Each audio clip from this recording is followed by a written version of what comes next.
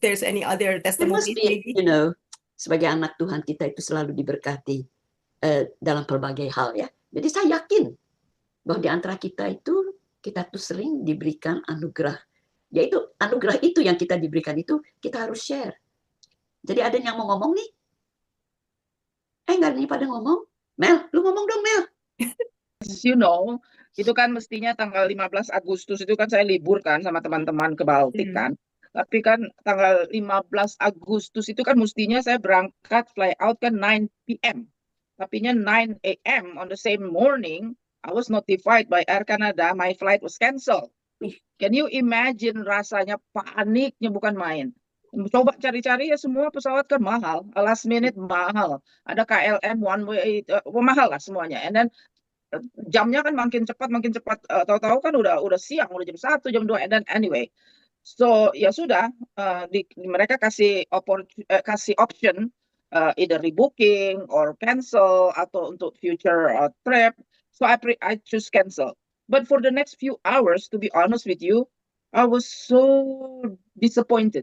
Karena tour yang nyambung dengan tour yang kita kan ngambil tour yang dari US, itu mereka kasih 100% penalty. Uangnya hilang. So imagine the disappointment karena itu sudah planning dari August 2004.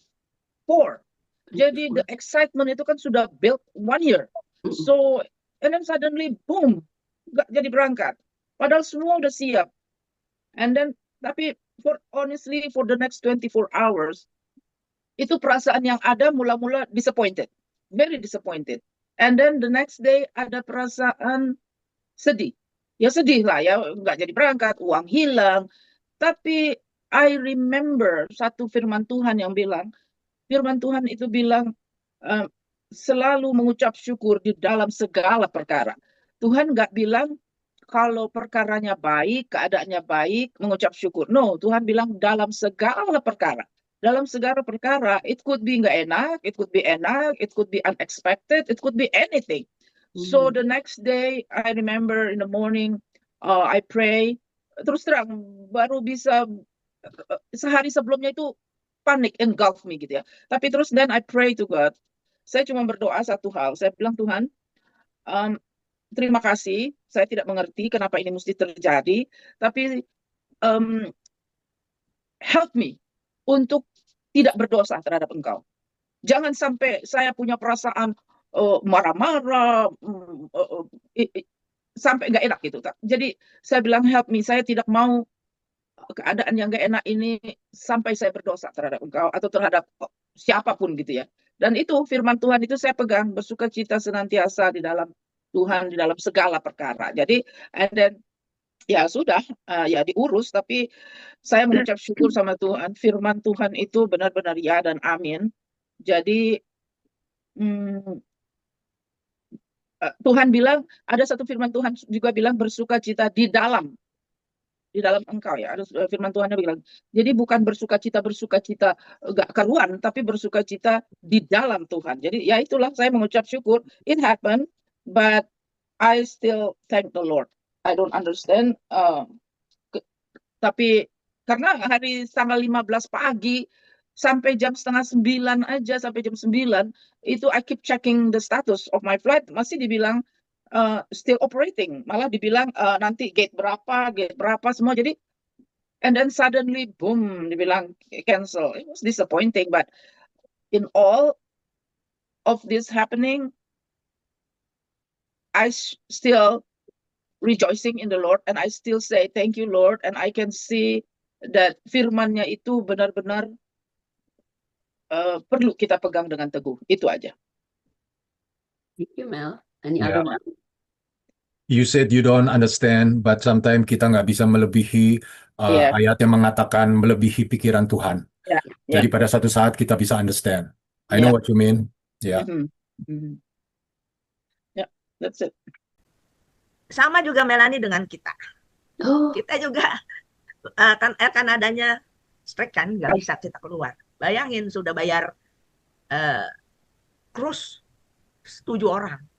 Gimana kalau hilang semua? Akhirnya Agus cari. Dia tadinya kita mau naik dari Buffalo tapi penuh. Jadi kita naiknya dari Detroit. Oh, Detroit. Dari sini berangkat ke Detroit. Jadi dari Detroit dan naik pesawat itu kita berangkat ke Orlando. Nah, terus dari terusnya berangkatnya tanggal 17 ke Port Carnival dan naik kapal MSC Seashore. Kemudian kita main di Ocean Cay, di Costa Maya. Kemudian mereka ke Cozumel. Ya, ikan pari. Nah, terus udah semua itu berjalan. Aduh, saya tuh dari rumah sebelum berangkat berdoa terus sama Tuhan. Kan ini saya suka sakit kan. Jadi saya bilang, Tuhan, jangan saya mengecewakan Irma, Agus, Roni, Evelyn, Cleo, Casey, Tuhan. Jamah, Tuhan. Supaya nggak sakit waktu kami pergi. Itu doa udah seberapa minggu terus ya. Kemudian Evelyn juga puasa 3 minggu. Jadi dengan puasa itu Tuhan buka jalan. Ya, kita bisa naik dari Detroit, dari USA.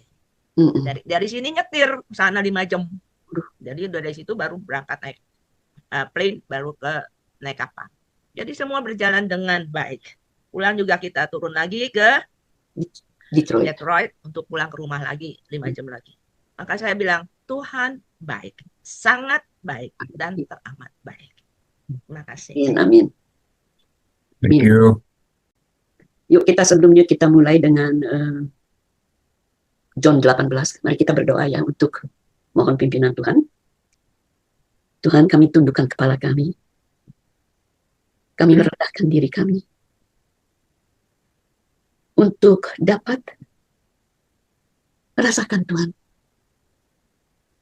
untuk dapat mengerti, untuk dapat pewahyuan, sehingga kami dapat mengerti sengsara yang Tuhan Yesus hadapi saat dia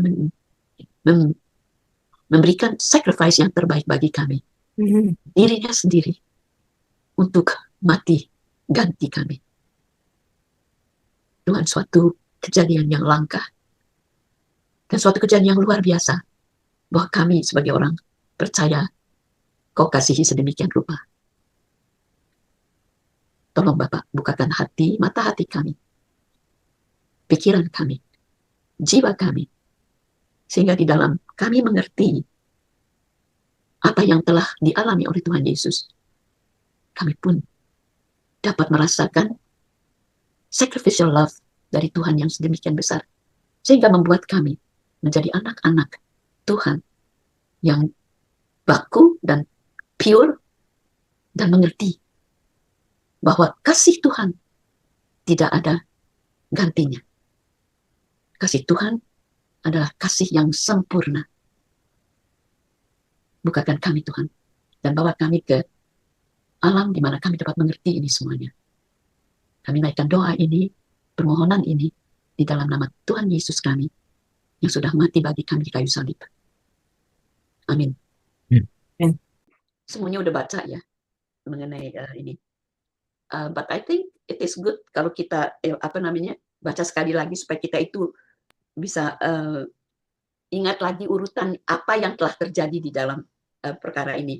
Jadi by random ya, 1 orang 2 itu aja, 2 ayat. Silakan dibaca untuk jadi 1 orang 2 ayat ya. Ya, 1 orang 2 ayat. Yohanes 18 ayat 1. Setelah Yesus mengatakan semuanya itu, keluarlah ia dari situ bersama-sama dengan murid-muridnya. Dan mereka pergi ke seberang sungai Kidron. Di situ ada satu taman, dan ia masuk ke taman itu bersama-sama dengan murid-muridnya. Yudas yang mengkhianati Yesus tahu juga tempat itu, karena Yesus sering berkumpul di situ dengan murid-muridnya.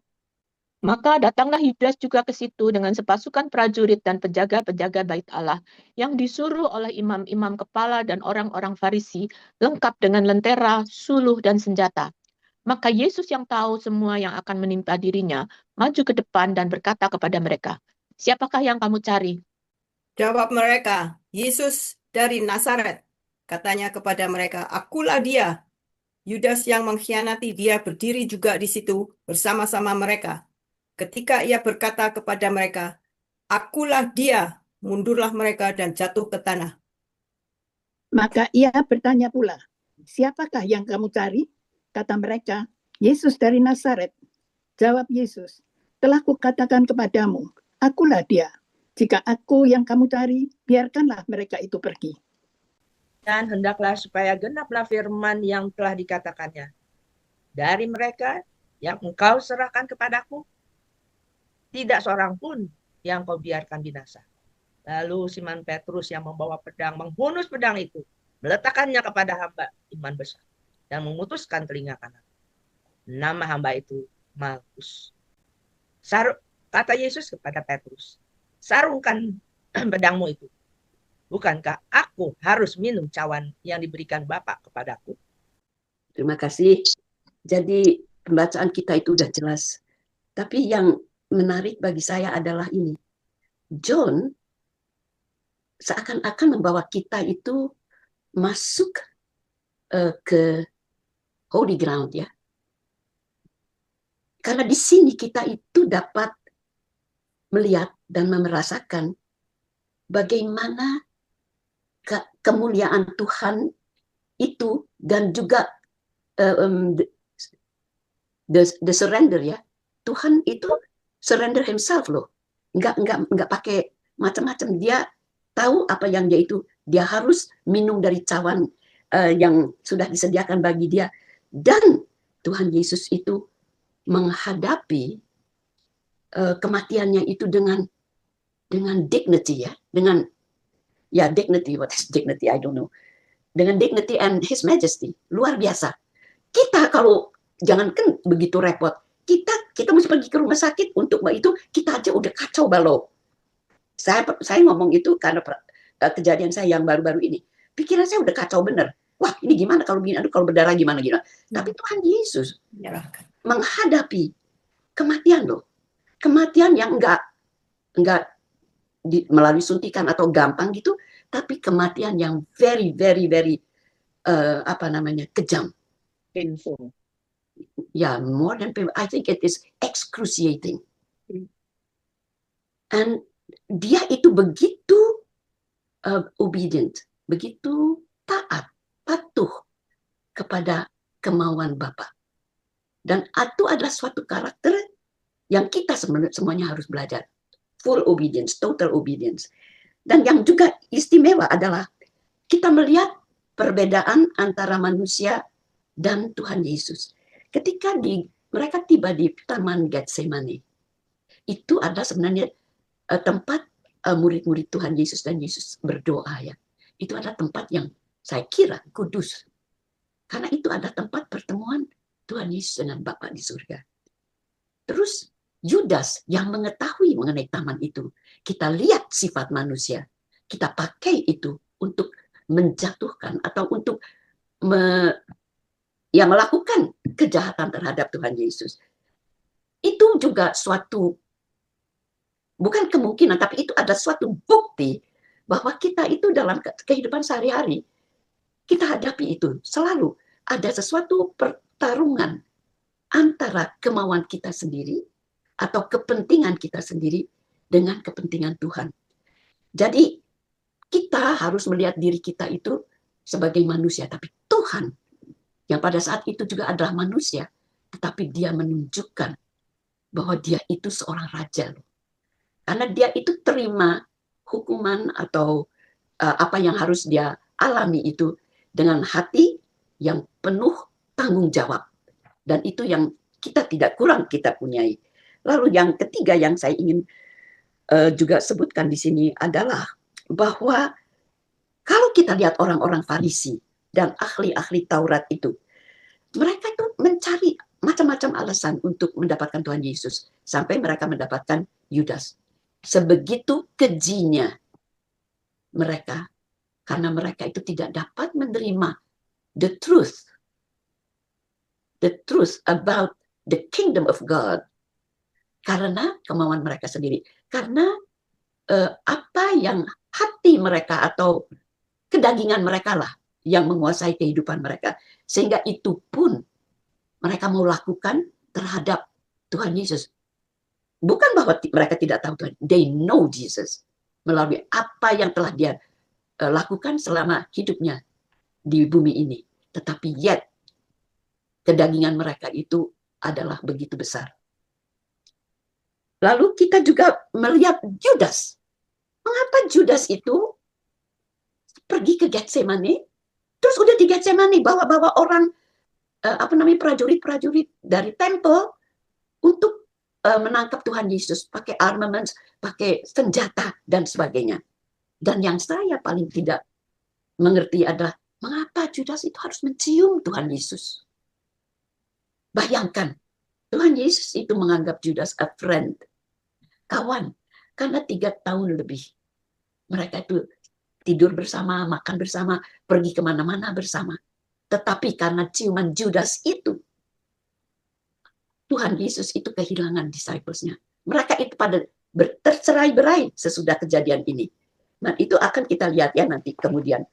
Jadi ini adalah, yang saya lihat adalah sifat seorang raja atau sifat seorang mulia dengan kita sebagai manusia.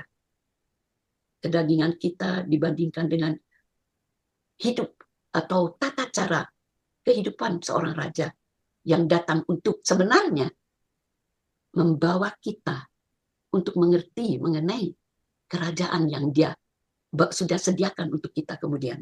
Tetapi itu pun kita tidak dapat menangkap saat itu karena kedagingan kita. Lalu yang juga istimewa adalah bahwa di dalam segala hal yang kita lihat, orang-orang Romawi pun membiarkan Tuhan Yesus itu boleh ditangkap oleh orang Yahudi sendiri. Sebenarnya kan mereka yang berkuasa. Sekarang pertanyaan bagi saya adalah, mengapa itu dibiarkan happening? Karena mereka juga tidak mau ikut campur dalam hal-hal yang dengan orang-orang Yahudi lah, supaya mereka itu juga tidak menjadi belakangan bisa dijadikan suatu mempunyai kesalahan terhadap orang-orang Yahudi. Jadi dalam hal kehidupan Tuhan Yesus yang hari-hari terakhir ini, terutama saat dia memberikan dirinya untuk ditangkap itu adalah a turning point untuk kita. A turning point karena di situ kita melihat bahwa even though meskipun kita udah menjadi disciples of Christ Jesus, selama kita tinggal di bumi ini dan selama kita tidak bisa bersekutu dengan Tuhan sebagaimana Tuhan Yesus mengajarkan, itu adalah kejadian yang bawa kita itu nggak favorable. Bayangkan kalau kita ingat sekarang apa yang dilakukan oleh Petrus saat dia itu melihat orang-orang bawa senjata segala macam, dia pun bereaksi. Dan itu juga adalah reaksi kita barangkali kalau kita menghadapi sesuatu kayak semacam itu. Tetapi Tuhan Yesus dengan keagungan dan kemuliaannya dia kan bilang kepada Petrus, jangan masukkan kembali pedangmu. Dan dia sembuhkan telinga itu, dia tempelkan kembali telinga itu kepada Malkus. Suatu kejadian yang Tuhan tidak menyetujui apa yang Petrus lakukan adalah karena Tuhan Yesus sudah 100% mengatakan bahwa dia harus meminum cawan yang diberikan oleh Tuhan, cawan kematiannya itu, ya. Jadi bagi saya the cross itu adalah a suffering yang harus kita lalui dalam kehidupan kita sehari-hari. Kalau kita tempatkan diri kita di dalam kejadian hidup yang sudah diberikan sebagai pelajaran oleh Tuhan Yesus dan kita tidak menerimanya, itu adalah pilihan. Pilihan. It's a choice that you have to make. Because following Christ is following his cross, is following his suffering, is following the law that he has put into us, into our lives. Lalu selanjutnya yang saya juga mau ini ngomong adalah mengenai kuasa supremasi daripada Tuhan Yesus yang dia sebenarnya pertunjukkan. Dia pertunjukkan selama dia kejadian di penangkapan itu ya. Dia menyebutkan dirinya tuh waktu ditangkap. Who are you seeking? Dia bilang kan, kamu cari siapa? Terus mereka bilang, Jesus of Nazareth. Terus dia bilang, I am he. Jadi di sini pengakuan dia adalah, dia datang ke sini. Dia datang ke dunia ini sebagai raja. Sebagai orang Nazaret, tetapi sebagai raja. Karena di sini, dia dapat mengatakan, ya I'm he, tetapi he aja. Tetapi waktu dia bilang, I am he said, kejadian waktu dia bilang I am he, kan orang-orang itu pada surut ya, pada jatuh, pada sungkem gitu loh. 2 kali terjadi itu. I am he, karena suaranya adalah suara titah seorang raja. I am he, boldness, courage. Jadi orang-orang itu dengan sendiri pada sungkem. Keindahan untuk saya dalam hal ini adalah bahwa meskipun pada saat yang begitu low, yang begitu sulit di dalam kehidupan itu, dia itu masih memperlihatkan kuasa, power. Dan dia masih ingat akan janji. Apa yang dia harus lakukan. Dan yang istimewa juga adalah he keeps the dignity of his father, the kingdom. Because the disloyalty of one person in the man named Judas, he has changed the friendship with the other disciples sehingga mereka itu nanti bercerai-berai. Ya, itulah adalah pendapatan saya yang sampai selama ini. Jadi saya melihatnya itu dari kehidupan disciples yang tadinya unison satu itu, karena satu kemasukan membiarkan dirinya dipakai oleh setan untuk tetapi ya itu juga dalam rencana Tuhan. Tapi pikiran saya itu jadi berbelah ya. Andai kata Judas tidak berhasil untuk to betray Jesus, untuk betray Jesus, apakah rencana Tuhan tidak akan terjadi? Jadi pertanyaan itu yang menjadi pikiran saya, tetapi saya itu tetap yakin bahwa kalau Tuhan memang harus melakukan apa yang harus dia lakukan, dia mempunyai plan B. So I leave it now for you to ask yourself. Seperti saya mempunyai pertanyaan itu dan saya tidak dapat menjawab itu. Maka saya waktu hari Minggu bilang sama Inge, aku ada ini, tapi ingat jawab dong, ini ada pertanyaan semacam ini. Karena saya nggak ngerti. Andai kata Judas tidak berhasil untuk to betray him, betray Jesus, will it be different? So that we are all still in sin.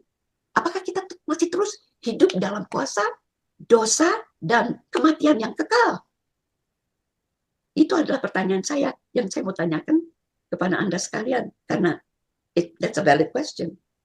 Kalau menurut saya, kalau sampai Judas itu nggak berhasil, sebetulnya impossible, right? Karena itu udah rencana Tuhan untuk salvation for the world. Dia itu udah punya rencana dari permulaan bahwa Tuhan Yesus itu adalah yang menjadi korban. Yang amazing sebetulnya bahwa Tuhan Yesus can go through with it. Kalau enggak, soalnya si Petrus juga udah sampai draw the sword. Yeah. Tapi akhirnya what God show him, what Jesus show the world or the people, dibalikin, malah dibilang apa dia nggak perlu minum ini cawan. Yeah. Kalau sampai dia disobedient, then the world is in big trouble because we don't have a savior who can go through with it. Bagaimana kita semua? I mean, from the selfish point of view, untuk supaya manusia punya ada penebus, itu satu-satunya yang bisa berbuat Tuhan Yesus. Makanya dia bilang, apakah dia nggak harus minum itu cawan? So he just want to be obedient to the Father for the humanity's sake, for the people who want to believe in. I don't know, that's Yeah, yang that- heran itu semua mereka padahal waktu dibilang I am bahwa dia Tuhan Yesus, mereka semua jatuh tanah. ya, super. Jadi, what is it? What is it that makes the people so? It is because of his royalty. It's because of his majesty. It's greed. Yeah, so I have questions like that. Pastor, you please give me an inkling, because memang saya tahu itu dalam rencana Tuhan. Tetapi saya mempunyai pertanyaan itu. Ya, saya tahu kalau dari rencana Tuhan sih pasti jadi gitu ya. Tetapi why is it that these things have to happen? Why does Jesus have to do it? Why not someone else? Why not the Holy Spirit? Or if that is an immaculate conception for Jesus, why doesn't the Holy Spirit do it on his own? Why does he send his son? Boleh saya ini Yeah, sure. ya saya kalau bicara ini jangan dianggap bahwa saya ini sudah pintar. Manusia itu suka bisa mau berbuat untuk kepintarannya sendiri. Tetapi saya bilang semua juga bisa bicara di sini, bisa belajar. Ya, saya sendiri belajar. Terutama waktu Medi kasih lagu ini, ya itu udah ada kata-kata, "You did not wait for me to draw near to you." Itu sudah artinya besar sekali. Jadi katanya tuh part kita tuh yang kita juga mesti tahu, kita itu harus berbuat apa di dalam hidup ini. Ada 2 poin kalau saya lihat di sini, ya. Suasana yang sangat sedih sebenarnya dan sangat low buat Tuhan Yesus ya saat itu, sangat berat sekali. Komentar saya ya dari ini tuh, Yesus tuh memberi contoh kepada kita manusia, bagaimana kita tahu kehendak Dia, itu satu. Kedua, saya lihat yang penting Yesus itu sebenarnya harus mati. Tadi udah dibilang, Ina juga bilang memang udah semua dari atas itu harus kejadian di cross untuk mengikuti kehendak Bapa, yaitu to redeem dosa-dosa kita. Ini sangat penting. Dan betul juga Linda bicara bahwa ini semua harus terjadi. Di situ sudah memang rencana Tuhan. Ya. Jadi buat kita itu apa? Jadi manusia, dia bilang dia berbuat ini buat contoh pada manusia kita. Manusia bagaimana kita? Kalau ada kejadian ini, apakah kita tuh berontak? Apakah kita pakai kekerasan dengan marah-marah? Ya, dan juga dengan reaksi kita, Yesus itu waktu ditangkap, kita tuh bagaimana? Kalau kita ditangkap misalnya, keinginan kita kan bakal berantem gitu. Kasih kita bakal hilang. Tapi Yesus kasihnya besar sekali. Saya ngelihatnya tuh kasih itu bisa mengalahkan segala sesuatu. Kembali kepada lagu itu. Lalu dikatakan bait kedua, but you clothe yourself with frail humanity. Humanity. Itu tuh sesuatu hal saya kok lihat begitu, maka itu ngerti nggak sih kita itu kok Yesus mati buat kita? Kita sendiri sekarang di sini apakah hidup juga kita bisa kita nih clothe yourself with frail humanity. Itu yang saya berasa itu membuat Yesus itu sangat bisa sampai ke situ. Juga you did not wait for me to cry out to you. Itu semua jadi bisa kehendak kita tuh yang mestinya kita tuh yang kalau kita berdosa kita ampun ya Tuhan, kitanya enggak, kita itu lagi Tuhan yang berbuat. No, kita yang sadar. Lagu yang itu but you let me hear your voice calling me. Apakah kita tuh dengar Tuhan tuh sudah calling kita semuanya dalam segala hal. Maka itu dalam hidup tadi banyak kesaksian juga saya melihatnya tuh. Kesaksian itu penting sekali, kayak Melanie bilang, oh I'm so grateful. Kejadian ini kita belum ngerti, tapi nanti bakal kita ngerti, saya bilang begitu. Juga Thea, dia bersyukur, I'm so grateful, semua berjalan lancar. Ini juga dikatakan, I'm forever grateful to you, karena Yesus mati. Apakah kita bisa mengeluarkan itu dari dalam benik hati kita keluar, I'm forever grateful to you, karena you died to redeem all our sins. Oh, I'm forever grateful for the cross. Ya, saya baca dari memang lagu-lagu ini. I'm forever grateful to you that you came to seek and save the lost. Kita rasakan nggak itu semua? Kalau kita udah bisa rasakan itu semua, inilah kesedihan Tuhan. Dan kita juga bisa dalam hidup ini itu melihat itu, kita juga bisa benar-benar maju, ngampuni orang lain, semuanya. Kita berubah sendiri, ya. Ya sudah, itu aja. Itu yang saya lihat pelajaran banyak sekali dari 2 poin yang saya bilang di situ. Ya, Tina memang benar, Tina. Emang kalau secara pikiran tuh memang jawabnya apa ya? Tapi semua ini hanya datang dari Tuhan yang kehendak kita dalam hidup kita tuh mau bisa apa, gitu aja. Amin. Dah. Amin.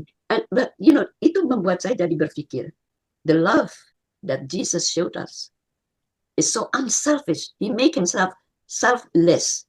He doesn't have any rights. He doesn't, he totally give away all that he has to do the job.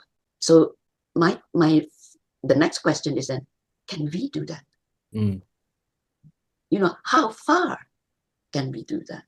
Because if that is, an example, boy, do we have a lot of things we have got to do. Ingat juga kita di dunia ini masih hidup di sini. Ya. Kita tidak pernah bisa sesempurna apa yang Tuhan kehendaki. Tuhan itu mengerti akan keadaan. Maka itu kita tuh selalu tiap hari itu berubah, ingat diri kita semua. Akhirnya itu semua berkurang, tetapi untuk sempurna 100% kita belum waktunya kalau kita nanti bersama. Karena kita latihan kan di sini. Nanti kalau udah sama Yesus, nah itu Yesus maunya kita udah ada kesempurnaan, quote, bahwa kita nanti sama dia itu Tuhan tuh senang melihatnya. Jangan kita brengsek. Ya ini juga satu pertanyaan saya pernah juga discuss sama Inga. Kita kalau mati, I know spiritnya ke sana. I came up sesuatu yang mungkin saya tahu tapi saya nggak bisa ngomong. Jadi soul kita itu juga ke sana. Jadi apa soul itu kan pikiran. Jadi nanti kalau ke Tuhan kita ngumpul, kita worship sama-sama, haleluya, haleluya. Tapi soul kita pikirannya masih jelek. Tuhan itu nggak mau. Oh, saya bilang ya memang soul itu juga ikut gitu ke sana. But soul kita mesti merubah itu supaya kalau ketemu dia jadi sempurna. Tapi di sini masih latihan. Jadi jangan pernah pikir kita bakal kayak Yesus itu dia mati redeem our sin. Menurut saya itu kita nggak bisa, bro. Kita bukan Yesus. Jadi kita tuh tetap jalanin tapi pelan-pelan. Itulah maksudnya. Kita bakal ada jatuh tapi bangun. Ingat lagi. Itu jawaban saya lah. Nggak bisa pernah sempurna di sini. Pasti dia udah ketawa-tawa nih. Dia lagi bilang nih, ini Steve ngomongnya benar nggak sih? Bukan, saya ketawa karena memang di bacaan ini banyak sekali, walaupun singkat sama 11 ayat, tapi banyak sekali ada poin-poin yang bagus sekali direnungkan gitu. Seperti yang tadi Citine tanya, is valid ya. Jadi kalau kita tanya, memang setiap orang baca tuh pasti punya pertanyaan beda-beda ya. Citine tanya begitu. Ya. Dan mungkin kalau saya baca punya pertanyaan yang lain. Mungkin kalau Siska yang baca punya pertanyaan yang lain. Kalau Sun Yong baca punya pertanyaan yang lain. Jadi tuh kita memang dikasih pikiran, pengetahuan gitu ya, logika, dan masing-masing diberikan gift gitu ya. Maksudnya berikan pengertian. Tapi kita tuh sepertinya tidak puas-puasnya. Hanya walaupun kita dikasih jawaban ya oleh Kostif, oleh saya pun, oleh siapapun gitu ya yang membicarakan, kalau bukan dari Holy Spirit yang berbicara pada kita nggak bakalan puas-puasnya gitu, bakalan apa betul gitu ya. Jadi memang perlu Holy Spirit yang meyakinkan kita sehingga memang itu oh ya Tuhan yang jawab gitu. Kita perlu iman kok ya. Jadi kan Tuhan Yesus berkata jadilah seperti anak kecil karena apa? Anak kecil itu polos gitu loh. Ya itulah kita perlu iman kan dasar dari segala sesuatu yang kita harapkan dan bukti dari segala sesuatu yang tidak kita lihat, Ibrani 11 ayat 1 ya. Jadi kalau saya lihat memang ini tadi saya katakan Yohanes 18 ini penuh dengan misteri. Kenapa di taman? Ya, kenapa nggak di tempat lain gitu loh, nangkepnya gitu ya. Ternyata taman itu punya arti sendiri, saya juga baru baca gitu ya. Maksudnya tuh, oh ternyata itu taman itulah manusia pertama Adam jatuh di Taman Eden. Iya kan. Disitulah terjadi kutuk. Dan disitulah terjadi janji dari Tuhan di Kejadian 3 ayat. Kalau kita mau lihat ya, Kejadian 14-15. Tuhan berfirman kepada ular, karena engkau berbuat demikian, terkutuklah engkau di antara segala ternak dan dari segala binatang hutan, dan dengan perutmu engkau akan menjalar dan debu tanah akan kau makan seumur hidup. Ayat 15, Kejadian 3 ayat 15. Aku akan mengadakan permusuhan antara engkau dan perempuan ini, antara keturunanmu dan keturunannya. Nah, sini dibaca lagi ya. Keturunannya akan meremukkan kepalamu, dan engkau akan meremukkan tumitnya. Disinilah Tuhan Bapa memberikan kutuk dan juga menjanjikan di taman ya. Nah, disinilah penggenapannya. Penggenapannya di taman. Jadi Tuhan Yesus menyatakan dengan waktu dia ditangkap ini penggenapan bahwa apa yang Bapak dulu katakan terjadi. Ada rencana keselamatan. Nah, ini juga mengingatkan kita ya kalau bicara taman gitu ya. Ini jadi bahan perenungan gitu. Kalau kita ke taman bagaimana sih? Enak kan kalau di taman tuh kayaknya kita santai. kita bisa ada nyaman, ada ketenangan, gak ada kebisingan. Kan kalau biasa kalau kita dari sini, dari kota, aduh pusing ya, dengan kita cobalah kita rekreasi ke taman. Kita mau cari apa? Ketenangan. Nah, ini bahan pelajaran, perenungan buat saya juga ya. Kalau kita sekarang ini sedang ada di taman, kita sudah ada kecukupan, kita sudah punya anak cucu, kita sudah retired, be careful. Be careful, karena disitulah terjadi sesuatu yang kita perlu hati-hati, kita perlu untuk ingat bahwa dulu disitulah terjadi dosa, tapi Tuhan Yesus menggenapi. Pada waktu kita ada di taman sekarang ini nyaman, kita perlu sekali dekat sama Tuhan, kita berdoa jangan sampai si musuh itu menggoda kita, akhirnya kita lari, atau kita sudah comfort aja nggak perlu Tuhan lagi. Nah, itu bahan perenungan. Maka saya bilang ini Yohanes 18 ini luar biasa artinya ya. Kenapa kok bisa tentara banyak segitu banyak ya, sepasukan kalau kita lihat tuh bisa puluhan ratusan ya kalau namanya pasukan ya. Udah gitu bawa ini lagi bawa apa? Bawa suluh ya. Nah, itu kan bisa aja malam-malam itu kan pasti ada bulan, ada peterang kan. Kenapa pakai suluh? Biasanya kalau orang pakai suluh itu, pakai lentera itu supaya orang nggak kabur. Kalau misalnya orang kabur kan bisa terang kan ya. Kalau misalnya orang di hutan tuh gelap kan pakai suluh ya. Nah, tapi itu ada artinya. Ada artinya. Jadi kalau dulu Adam itu sembunyi di balik pohon, Tuhan Yesus tidak sembunyi. Tuhan Yesus mengatakan di Yohanes 8 ayat 12 dikatakan, "Akulah terang dunia. Barang siapa mengikut aku, ia tidak akan berjalan dalam kegelapan, melainkan ia mempunyai terang hidup." Nah, itulah rahasia ya. Kenapa dibawa suluh? Tuhan Yesus gak bakalan sembunyi. Tuhan Yesus mengatakan, "Akulah terang dunia." Bahkan dia melindungi murid-muridnya. Kamu yang jangan ganggu murid-murid saya. Itulah kasih Tuhan ya. Kita perlu belajar sama Tuhan luar biasa. Makanya Yohanes 18 ini banyak sekali insight-nya ya. Bukan hanya Yesus ditangkap, tapi ada arti-arti yang bagus sekali. Tapi Tuhan Yesus baik dia, kita dikasih pengertian, dikasih insight tentang tujuan hidup, bagaimana ini gitu. Ya itu aja tambahan saya. Jadi luar biasa ini Yohanes 18 ini, luar biasa. Puji Tuhan. Kalau kita kali. Kita perlu Roh Kudus. Oke, sekarang pertanyaan Cik Tina. Yang pertama, bahwa kalau Yudas nggak berbuat itu gimana ya? Sebetulnya kita tahu kalau Tuhan udah bikin rencana pasti terjadi. Jadi kita udah lihat di Yohanes 3:16, semua udah tahu kan bahwa apa itu Allah mengaruniakan anaknya. Nah, lantas ini Yesus sendiri mengatakan di Matius 26 ayat 24. Dikatakan anak manusia memang akan pergi sesuai dengan yang ada tertulis tentang dia. Jadi whatever it is pasti Yesus bilang. Akan tetapi celakalah orang yang olehnya anak manusia itu diserahkan. Adalah lebih baik bagi orang itu sekiranya ia tidak dilahirkan. Ya kan? Di Lukas 22 itu lebih pendek, anak manusia memang akan pergi seperti yang telah ditetapkan, akan tetapi celakalah orang yang olehnya ia diserahkan.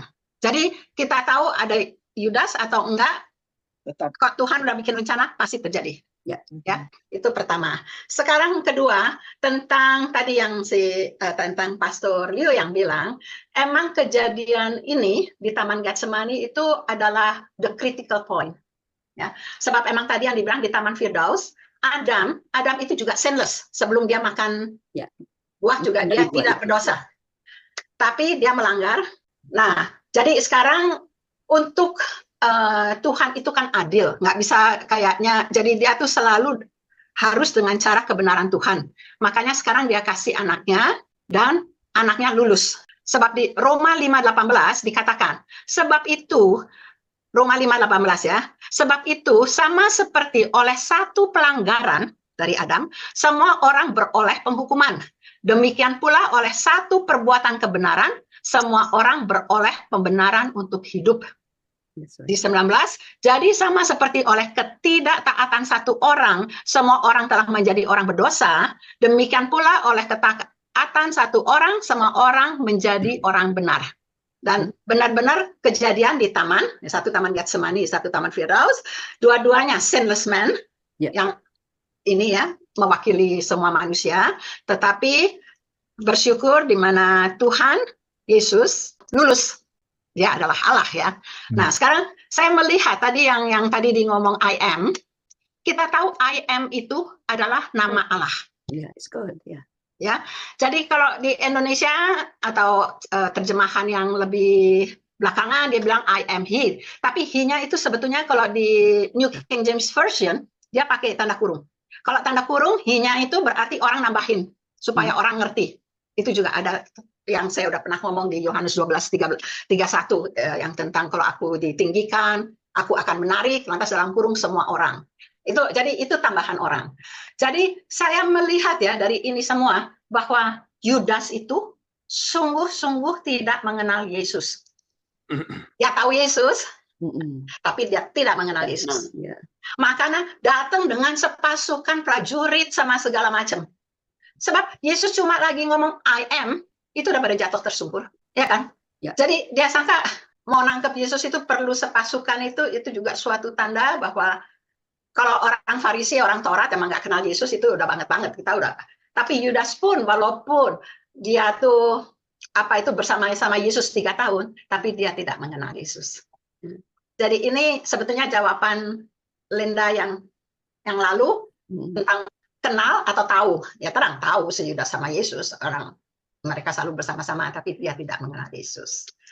Kita melihat bahwa Yesus di sini kan Yesus mengatakan kan di Yohanes 10 ya, di Yohanes 10 sebentar mana ya, bahwa jadi Yesus itu nggak kayak wah ketangkep, enggak, dia yang menyerahkan dirinya kan. Willingly surrender. Ya, kan di Yohanes 10 ayat 17 kan dia bilang, Bapa mengasihi aku oleh karena aku memberikan nyawaku untuk menerimanya kembali. Tidak seorang pun mengambilnya daripadaku, melainkan aku memberikannya menurut kehendakku sendiri. Aku berkuasa memberikannya dan berkuasa mengambilnya kembali. Inilah tugas yang aku terima dari Bapakku. Ini saya sebabnya ini semua kita udah pernah baca ya, Yohanes kan kita udah 18 ini Yohanes ngomong. Tapi emang Petrus waktu kepenuhan Roh Kudus dia juga berkhotbah di Kisah 22:3. Jadi kalau kalian mau tulis Kisah 2:23, dia juga mengatakan dia Yesus yang diserahkan Allah menurut maksud dan rencananya. Jadi emang itu adalah maksud rencana Tuhan.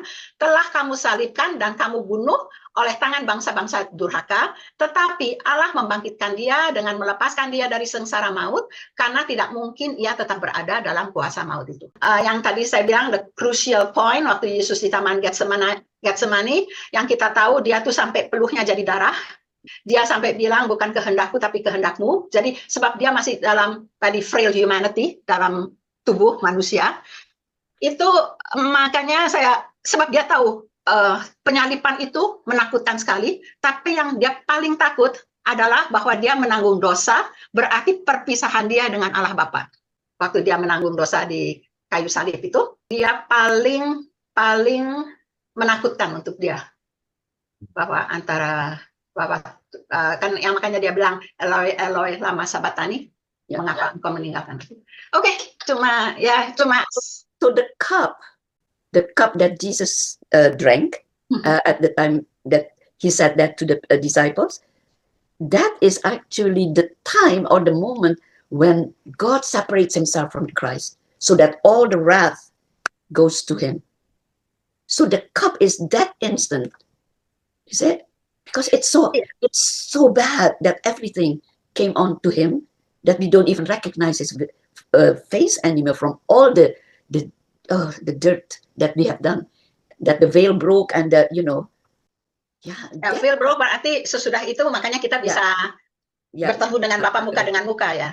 Sebelumnya kan okay. No, it's just it's, and then I hear about the doctrine of sacrifice. What does that mean?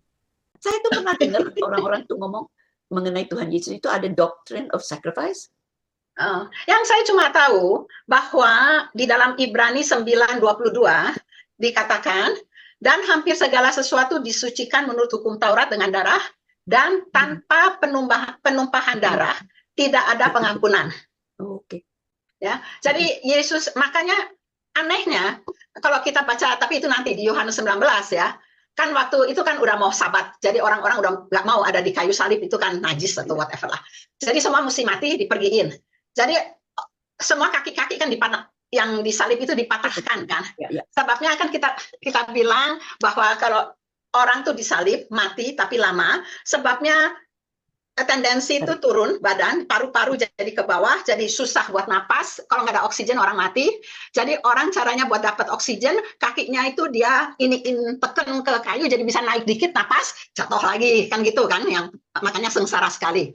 Tapi Yesus kan sudah mati waktu itu. Jadi kan dikatakan, maka karena ini Yohanes 19:31 ya, kalian kalau ini boleh catat, jadi nanti bisa baca sendiri.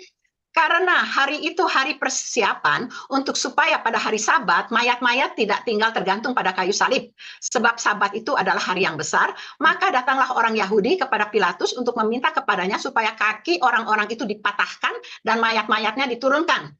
Maka datanglah prajurit-prajurit lalu mematahkan kaki orang yang pertama, kaki orang yang lain dan disalibkan bersama-sama dengan Yesus. Nah, yang 19:33. Tetapi ketika mereka sampai kepada Yesus dan melihat bahwa ia telah mati, mereka tidak mematahkan kakinya. Tetapi seorang dari antara prajurit itu menikam lambungnya dengan tombak dan segera mengalir keluar darah dan air. Ya, dan tadi yang dikatakan tanpa penumpahan darah tidak ada pengampunan. Kita kok lihat tuh Tuhan itu kalau udah bikin ketetapan itu semuanya akan terjadi. Oke, gimana? Ada yang mau nambahin? Ada cukup jelas? Jadi kalau dengar gitu, ngeri sekali memang kalau Tuhan udah punya ketetapan. Kita mesti hati-hati, hidup kita itu very fragile, tanpa ada Roh Kudus, tanpa semua itu. Betul sih, memang suasananya ini sedih dan mengerikan kalau kita tuh nggak benar. Oke, ada lagi mau ini? 12:26. Ini kalau ada silakan masih ada waktu sebentar. Karakter Yesus saja ya. His character is humility and obedience. So itu makanya dia itu ya he listens to the Father gitu ya, obedience to the Father. Jadi whatever ya kita sekarang juga ya harus mengikuti lah, you know, like whatever ini he asks, like you know what us to do, kita be obedient lah. Especially this world sekarang udah nggak karuan kayak gini ya. Try not to go, you know, with the world, tapi luruskan jalan kita, gitu aja. Iya. Makanya bagusnya kita tuh baca firman Tuhan untuk mengenal Tuhan lebih benar, lebih dalam. Sebab kalau enggak itu, dunia ini kadang-kadang bisa bikin kita pusing, mana yang ini ya, yang akhirnya orang bisa bingung lah. Memang kadang-kadang saya juga mikir kasihan sekali untuk pada anak-anak muda sekarang. Saya ngomong gitu bukan semuanya nggak benar. Kita ini sudah retired. Kita ini semua ada waktu untuk bisa baca. Kita semuanya ada kesempatan di hati untuk mau belajar, mau dekat sama Tuhan. Tapi anak-anak muda sekarang tuh udah punya kesibukannya sendiri. Dia bekerja, dia semua. Kita kan selalu pikiran gimana sih anak kita kok begini. Itu sesuatu sebenarnya ya, itu hal yang kita tuh mesti mendoakan juga kepada kita, anak-anak kita yang muda-muda lah.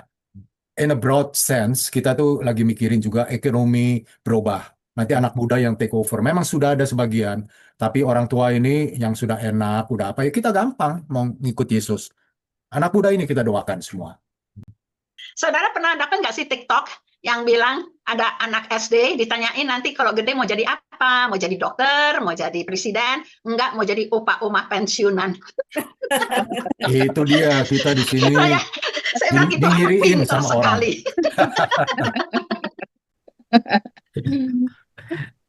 Bagus sekali. So maybe kita bisa 12:29.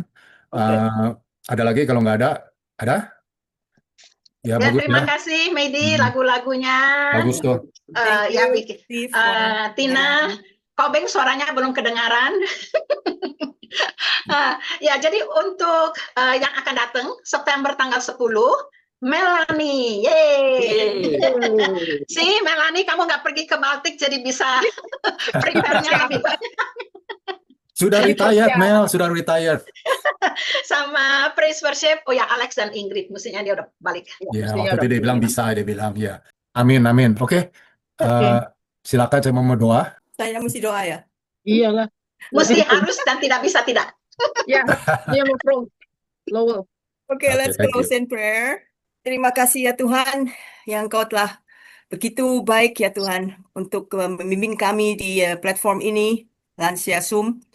Kami bisa belajar. Thank you for all your gifts and to the to people untuk bisa share dan berikan testimony, dan thank you for Tina yang share begitu indah ya Tuhan, di mana kami bisa belajar about you Lord, your love for each one of us here.